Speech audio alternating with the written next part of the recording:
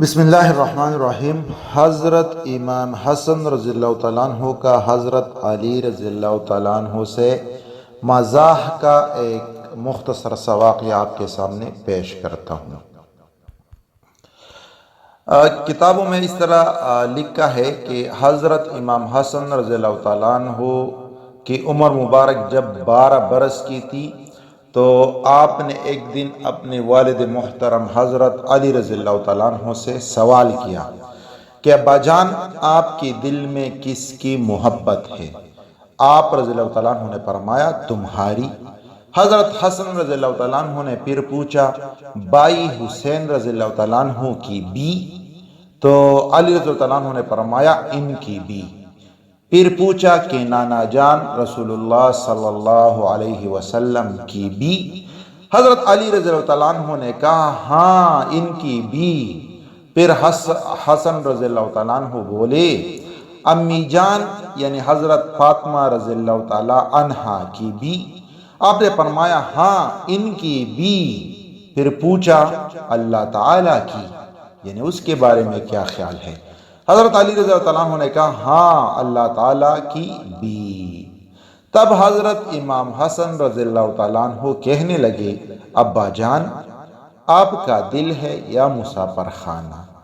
یہ ایک مزاح والی صورت بن گئی۔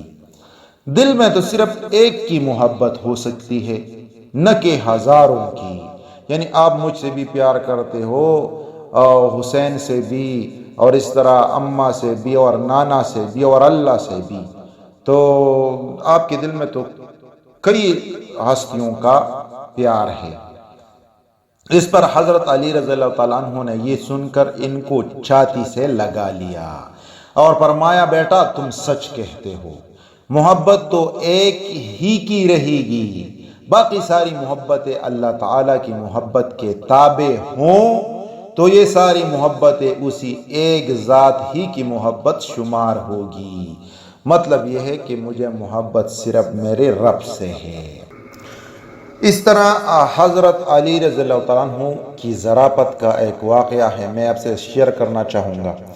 ایک آدمی حضرت علی رضی اللہ عنہ کے پاس کسی شخص کو پکڑ کر لایا اور کہنے لگا کہ امیر المومنین، اس شخص نے اس طریقے کا خواب دیکھا ہے کہ اس خواب میں میرے گھر والوں کی بھی حرمتی ہوتی ہے۔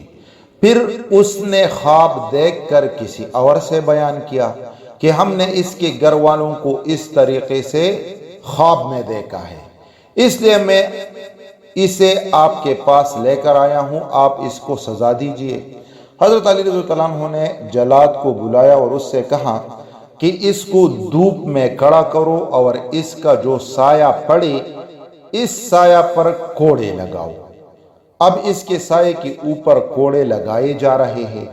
وہ کہنے لگا امیر المومنین، یہ آپ کیسی سزا دے رہے ہیں؟ اس کے بدن پر تو نہیں لگ رہا ہے۔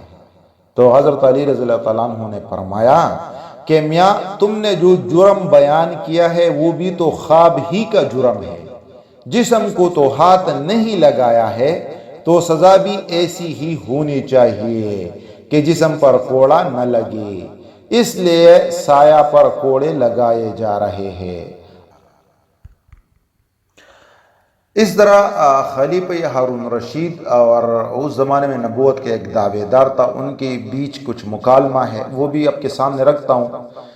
ایک شخص نے نبوت کا دعویٰ کیا، اس کو لوگ خلیفہ ہارون رشید کے پاس لے گئے۔ ہارون رشید نے اندازے سے معلوم کر لیا کہ اس نے بھوک اور بے چینی کی حالت میں ایسا کیا ہے۔ خلیفہ نے ملازم سے کہا اسے باورچی خانے میں لے جاؤ اور اس کا دل جو غذا پسند کرے اسے دو۔ چند روز کے بعد خلیفہ نے اس کو بلایا اور پوچھا کہ ابھی کوئی وحی نازل ہوئی؟ اس شخص نے کہا یہی وحی نازل ہوئی کہ جہاں تک ممکن ہو سکے خلیفہ کے باورچی خانے سے باہر نہ جاؤ۔